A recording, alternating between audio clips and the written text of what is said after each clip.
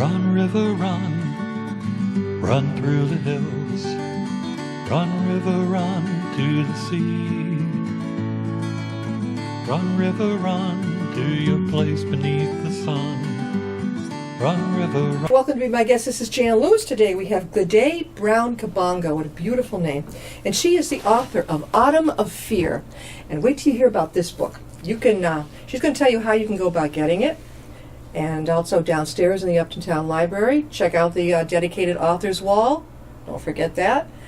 First of all, your genre is psychological thriller. Am I right? Yes, that's correct. Tell us, without giving away the ending, tell the viewers what Autumn of Fear is about.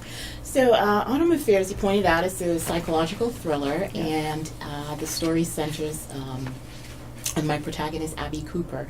The book is her journey to find out the answer to the question, what happened that night?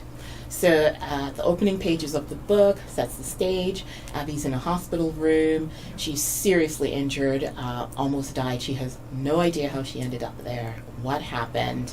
And so she's determined that she's going to get answers. And so the book takes her on that journey to find out what happened. And so to find out what happened, she has to go back to the beginning. She has to rewind, several weeks leading up to this violent assault and try to put the pieces of the puzzle together to figure out, what happened, who was responsible, and why. What gave you the idea for the book? Something that had been germinating for a while? So actually, this is book 2 of a series. Okay. It's called the Fearless series. Yeah. But I write them as standalone novels just because, my reader seems to prefer that. Yeah. And so in Game of Fear, which was the first book in the series, she was in high school, she was a senior, things happened there. And then in college, things kind of took a darker turn, I would say. I tell my readers, Autumn of Fear is a little bit darker than Game of Fear because it tackles, the suspense is there, but, it also tackles some, serious issues, that, this young lady has to, figure out. She has some tough decisions to make. She wakes up in a hospital not knowing what happened. Right. So that's number one, and that's really shocking for her. It's shocking for the people in her circle, and, it's tough kind of figuring out what happened and why. And of course it's a psychological thriller, so there has to be, many twists and turns, and of course a shocking end. Did you always know when you're going to become an author that would be your genre, the psychological thriller? Because I love thrillers. Right. I didn't know that. I know that I loved the thriller genre. Always did, even as a kid. Nancy Drew Hardy Boys. I read that. Oh, you like Nancy those Drew? too? Oh, yeah. I cut my teeth on that one. I was addicted. My mother used to read them too, as funny as that sounds. Yeah. So, we all read that, and I always loved the genre. And so I kind of, came into it by accident in terms of identifying exactly what it was. You're a detective. That's right. You're a natural detective. Yes, I like to understand motive. Yeah. That's one of my things. If I read a book and I don't understand, the main character's motives, that's unsatisfying to me. Right. So that's important for me to understand, motive. But in terms of, writing in that genre, I always love suspense. I love thrillers. Secrecy, deception, that sort of thing always appealed to me. Yeah. But also there was the emotional component as well in terms of, figuring out, what drives a character, what are they afraid of, what secrets are they hiding, and things of that nature. And so those two things appealed to me. And so when I was working on my first novel, Conspiracy of Silence, I wrote the story the way that I wanted. And then, of course, trying to find a publisher, it's like, well, you need to tell them where to put it. Where does it fit? What genre is it? So you didn't self-publish? I did. Initially, I did. That's the way to go. You don't have to wait for anything, and you are the boss. I learned that lesson the hard way. Yeah. I queried literary agents. There was some interest, but it didn't go anywhere. It's like a dead end to so many people. And while you're waiting for this dead end to happen, you could be out there yourself promoting. Exactly. Yeah, I did find an editor at Kensington Publishing in New York, and she loved the manuscript, and in the end she just couldn't convince her boss to make that final purchase. And so how long did you have to wait for this to come out, the decision? Months and months and months. Oh, see, you could have been out there with this great book. I have a folder with my rejection letters. I wear them proudly. Well, you don't have any rejection letters now. It's an excellent book. Did you write as a child? Were you interested? I did a little bit. but I think I did more reading than writing when I was a kid. Yeah, I was that kid who was obsessed with books, and I'm still that kid who's obsessed with books. Yeah. And so, you know, that's how I found out, you know, it was called a psychological thriller, a subgenre of the, you know, thriller genre. It was when I was working on my debut, and you know, a couple of people kind of helped me figure out, well, that's where it is, because they're like, is it women's fiction? You know, she said it's commercial women's fiction, but there's a suspense element. But it turned out, oh, it's a psychological thriller, and I'm like, that's exactly what it is. Well, you know, we know each other through, let's see, Steve Porter, who's been on. He actually co-wrote a book, a wonderful, true book about a man who had so much anxiety. I can't think of it. We had them on. And but Steve is he's the head of the Rhode Island, right? He's the Association for Rhode Island Authors, yeah. Okay. And you have been up at she's going to be attacked like this Saturday, right? Yeah, I'm looking forward to that. Again? Saturday June 16th. Okay, so that's in a couple of days at 2 p.m., 2 to 4 p.m. Okay, so you can catch her up there then. Yeah. Then you have been at the Book Lovers Gourmet right up in Webster. In Webster, yeah. When were you there? I was there May. Gosh, it was in May. Was it May 9th? Or May 12th, somewhere around there. It was a Saturday. And then you're going to be, or you were at the Barnes & Noble?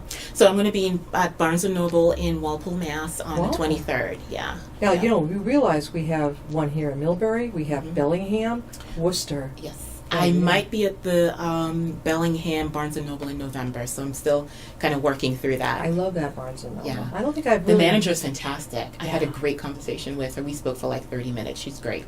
There's up in Porter Square in Boston, there's another famous one. I mean, it's called the Porter Square Book Club, I think. Right. But the more you go, now, it's good that you're going to be in Walpole, because now you're going to, I tell the authors, I said, don't just stay in one area. Go out, go ahead. Right. Be like our Octoban friend and just keep, you know, reaching out. Can't go wrong. No, you can't go wrong, and that, you know, makes sense. And for me, it's new territory in the sense that, you know, for the past few years, I've been hiding behind my computer. Some of the marketing that I've done, you know, is digital marketing. And then this year, I'm like, no, you really need to get out there and meet people face to face and have conversations. And it's been fantastic so far. You know, had great conversations with people. And is there another one coming? Do I sense another? Yes, there is another one coming. So I decided to write 4 books in the series and ended at book 4. This was book 4. So this is book 2. Oh, okay. I have 2 more coming. So Winds of Fear, and then the final one will just be Fearless. Will it still be about her? Yes, she'll be my one of the main characters. But with each book, because I write them as standalones, I tend to introduce a lot of new characters. I love your idea of they're kind of bonded together, but they stand alone. I love that. Autumn of Fear, a fearless novel. Right, like, no cliffhangers, people. Glede, I said it right? Right. Glede, Browne, Kabongo. Yep. Glede, how can they reach you? So you can reach me at my author website, that is gledekabongo.com, Glede, at Glede, Glede, Kabongo.com. Kabongo spells just the way it sounds, Kabongo. And you can also email me, Glede at gledekabongo.com. Facebook, Twitter, just look for my name. And my books are available online, Amazon, Barnes & Noble, various online retailers. You know, if you like Kobo, if you like iTunes, or Amazon is your speed, they're all available there as well. And you can purchase the paperback version also. Glede, this is interesting. She had sent me some wonderful information online, and I made copies of it. Here's a great question for you. How do you work through self-doubt and fear? Self-doubt and fear. Yeah, it can be pretty crippling at times, and I think most authors go through that. So I think for me, I just work through it with my husband. He's, He's strong. He's strong. He's my rock. And he gets it. And, when I'm writing, I bounce ideas, off of him. My next standalone in progress right now called House of Lies, I literally sent him the outline. This is the outline, what do you think? And then he looked at it, he's like, great, but this one plot point. And so he's a great... he's a good editor. Yeah, he's a good editor. He does the little editing for me. And he's a photographer. Yes. He's a man of many talents in my life. Do you work outside your home or besides writing? So I have a background in marketing communications. So for many years, I There you did, go. work outside the home. Right now, I'm doing some marketing consulting for a software company. So it allows me to work from home, which is great. Perfect. And You've got 2 kids. One's a teenager. Yes. Oh, God my bless you. 14-year-old. Oh. Yeah, they are very interesting people. Were they both girls? No, they're both boys. Oh, yeah, 2 And they're like boys. night and day. Yeah. My 14-year-old is very introspective, super smart kid. Kind of like an old man in a kid's So body, was if that you the will. youngest one, which happens a lot? The Right. nut job, kind of the fun and... Yes. Yeah, He's the one who's very outgoing, very Yeah. social. Yeah. He loves people. Yeah. Yeah. I don't know, have you ever read any of Dr. Kevin Lehman's books, The Birth Order Factor? You would love it. I've heard of that. Oh, and you how gotta birth read it. order determines. Only, oldest, middle, Mm-hmm. youngest. I am the youngest of 2 only children. I've mentioned it many times. Right. Nothing in common, almost a decade apart. Wow. And I was not appreciated that I was born by him either. It's like, get her out of here. We were so different. Right. I was like, hey, I'm the cool. oldest. I have a lot of siblings. On my mom's side, there's 6 of us, and I'm the oldest. You have 6 siblings? Well, on my mom's side, 5 now. My brother died back in 2002. He was 20 years old. 20. Yeah, freak drowning accident. It was shocking. But anyway, I'm the oldest, and then on my father's side, there's 3 of us, and I'm also the oldest. So You're carrying the... Yeah. So the oldest one carries the flag. yeah, it's a lot of responsibility being the oldest, but Yeah, you you're know, the it's kinda cool trial too. balloon for the parent. Right, You exactly. can take an only child Right. who's not only a trial balloon, Mm-hmm. but also has traits of all the different Right. things, and it's just... It's a whole hodgepodge, My right? son is an only child, Right. and I can't describe it. He's way out there, way ahead of me scientifically. He'll send me things that I have no clue where he's going. Right. Out there, and I'm like, where did you get this? Yeah, I know, the new generation. So do your children read let's see, your 14-year-old read your books at all? I think he started reading one of my books because I wouldn't let him read them. He doesn't want to read it? No, he does, Yeah. but I wouldn't let him. Why? But I don't know. I just, kind of felt like Be proud. some of the subject matters, I don't know. But, Maybe when he gets older. He's fine now. He says to me, Mom, come on, I hear worse in school. He probably does, And online, right? too, right? And online, so... No. I bet yeah. they are so proud of you. Yeah, they are. Teachers must know that you're a writer. I don't know if all their teachers do, but, maybe a couple. Well, yeah. Yeah. That's so good. Do you go to libraries and do presentations? That's a great thing I always... Yeah, I do presentations. I had a presentation at the Weston Library, a bit ago. I'm speaking at the the Alpha Delta Kappa You would Northeast love Regional Conference. Milford, right up the street. Mhm. They sometimes have one. We had an FBI agent on the show who had his own Nice. book, Yeah. and we met him up at Milford. Right. They'll have sometimes one author, sometimes Mhm. they'll have like 3. Right. Hopedale does the same thing. Right. Different libraries have Mhm. different ways of doing things, and Yeah. it's a great way to get your book out. And then you can sit there afterwards, and they just fly off your table. Right. Now it's something that I'm looking forward to as I definitely. try to get out of my shell a little bit more. And Your get shell? out there. Just no like what shell? Where's your shell? She's very outgoing. All right, now, what was I going to say? What are the toughest scenes to write? What is? Gosh. Yeah, I have 2 in particular that cause me a lot of angst. So emotional scenes, Yeah. because if I don't feel it, that means my readers won't feel it either. Okay. And I know this may sound strange, but I've written scenes where I'm like, I'm going to start crying. Because and you think, well, you wrote it, but it's like, no, you kind of remove yourself from that a little bit and Right. identify with the characters, and it's like, and that's when I know that I nailed it. So But you got it. right, they're very difficult to write because you don't want to be over the top. You know what I mean? And people like really, readers get turned off by that. But you want to Too keep much it, information drives me cuckoo. Right. I'll stop reading a book if I have to keep going back and find out who is this again, and Right. who's it. No matter how intriguing it might be, I Mhm. just haven't got time to deal with tens and thousands of characters. Well, that's where good pacing comes into play. Exactly. You have to know, You've got a great what pace. to dole out. Yeah. When to pull it back. Yeah. When to give the readers a little extra something, and Right. it's a balancing act. Yeah. One thing too I don't like is I know some authors overdo it. Sometimes it's fun, Mhm. but when they have all these different people from their different viewpoints of what's going on, Mhm. I'm like, Are you really talking about wanna- multiple points Yeah, I of don't view? want to go back and hear that. I just want to see the thing go ahead. Right, I don't want right. to go back. I think that depends on genre. It depends on the story. Yeah. It depends on the author. There is no, fast and loose rule Yeah. about that. Some books, carried off well. Other books people might say, well, two point of view characters would have been great. Yeah. So I think it depends on what you're trying to accomplish with the book, how complex the book is. If it's some, epic fantasy, for example, they're going to have a lot of that. We are talking with Glede Browne Kabongo. She's an author of Autumn of Fear.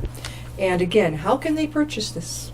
So go online, go to Amazon, Barnes & Noble, iTunes, Kobo, and a few other online retailers, and you can find the ebook, and you can purchase the paperback online as well. Amazon, Barnes & Noble. Autumn Affair is also available at An Unlikely Story in Plainville, Mass. Some of you might know it as the bookstore owned by Jeff Kinney, the author of Diary of a Wimpy Kid. So, and as time goes on, it will be available in other stores as well. So check out my author website for updates on where you can find the paperback version, and that's gledekabongo.com. Also on your wonderful list here. This is a great question. Mm-hmm. What's the best compliment you've received from a reader? Or something else too, if you Right. Emotional ways. No, that's that's a great question. I would say with Autumn Affair. So with some of my readers, especially when I give them the book in advance, of launch, they'll communicate with me through, Facebook Messenger. And I just remember one of my readers, she messaged me and she said, I want to go to sleep. I have to get early in the morning, but I can't put the book down. I'm like, go to sleep. Abby Cooper will be there waiting for you, in the morning. And then like 7 o'clock the next morning, she's like, I finished the book.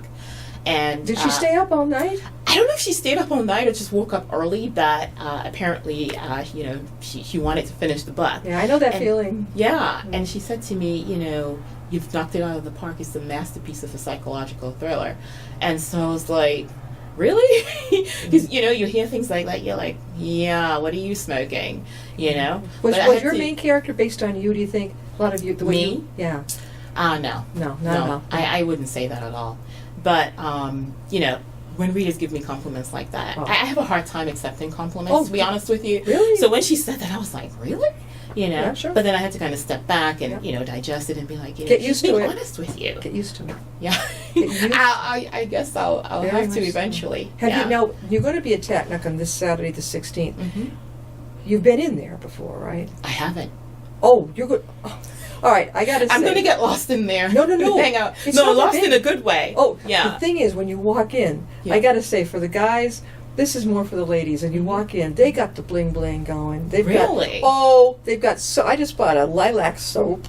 They've got all these different things. They know how to rope us in. Right. All right, so they got us. They don't have to do that for me. I'm there for the books. Right. But I mean, if I see something, blingy bling, Right. I'm looking at it. Right. Okay. Then you go in and they get your books for the books that are down for sale, a little bit lesser. Right.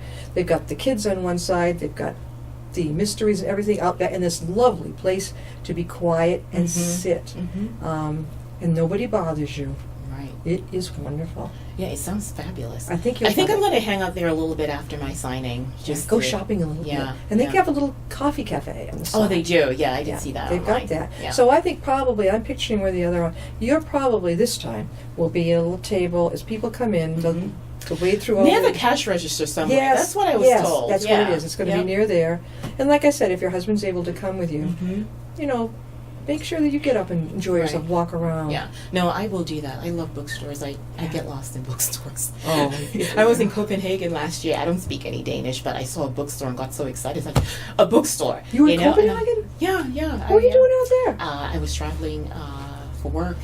The company I worked for at Yeah. the time, I was doing internal communications. For Another person who will company. get in a plane. Oh, so was hubby home babysitting? Yeah, he was home with the kids. Praying she's going to come back. Please come back. Yeah, no, but it was great. Like I said, all the books were in Danish, but it was just great to see it, and it's the same setup as here. Did You you have buy your bestsellers, or How are you going to translate I didn't it? buy anything. I took lots of pictures. You can't translate it there, right? They won't. No, I mean, unless the unless book it's is in America. translated into yeah, exactly. Oh, did you find any? Did you? No, I didn't find Not any. any over Yeah, here. but it was kind of cool looking at the Danish bestsellers. Did you tell them that you're an author? and No, I have them- didn't. They were And they spoke English too. Well, yeah. Tell them, look, you can do what you want. Translate it into. Well, it was before Autumn Affair came out, so I didn't have it. And it took you how long to write that? It took me, I would say, maybe about a year and a half. That's pretty good. Do you do it on the computer? Yeah, my first novel, I wrote the entire first draft by hand, which is very strange. How did But you do that? I know, it's very bizarre. That's a So lot. I wrote it and then typed it, which is kind of like doing the work twice. But Yeah. But that that's was okay. my way back then. That's okay. And now but you're now working it's on just the in the next. computer. You're on the next one, right? Yes, I Right have now. my next book all outlined and ready to go. I just need to sit down and write it. So my next book is a standalone novel, Yeah. and also I need to start outlining the next book in the Fearless series. So what's the title of the next one? House of Lies. House of Lies. Mhm. And it's still the same gal that's in it. No, no. no. It's totally different. Totally different. Yeah, When- so when this do is a standalone. Totally different. When do you think that might be out? Next year. Maybe I'm you should putting a let me stake in know. the ground. Let me know. Next year, yeah. Yeah, definitely. So that one's coming out next year. Then you said there's another one right behind it. So the another one right behind it is book 3, the one after Autumn Affair. So, I it's think called you Winds found of your Fear. niche. I think so too. I think really so do. too. Yeah. Yeah. Do you like to write in the nighttime when everybody's asleep, or you're a daytime person? I do both. So I have this thing with Panera. For Oh. some reason, Panera Bread in North Attleboro is my muse. I don't know why. Yeah. So I can go there for hours and hours and write. You just do it on your laptop. Yeah, I do it on my laptop. At home, I mostly do reviewing and revising. You don't find it a little bit noisy at Panera? No, that's what my husband said to me. He's like, it's kind of odd that you would go there, to write. I'm like, no, it's not odd. It's cool. No, it's and cool. they know me, and Yeah, they don't say mind. hi to me, and they don't mind. If you and go it's into great. Starbucks, it's hard to find a seat. Yeah, Because you got exactly. this I don't like. You've got the kids taking up, Right. or whoever, with their little, Yeah. and making it so we can't sit. Right. Maybe some of us don't want to be working right then. Right, We exactly. would like to sit down. Yeah. I'd like to see them extend it. Right. Really, you were seeing that too? Yeah. It's No, annoying. Panera's great. That's my spot. Panera's good. You've Yeah. got lots of city. Yeah. You got some pretty good food. Yeah, I spend a lot of money buying food there. I need to cut back. There's one right over in Westboro. Yeah. One in Millbury.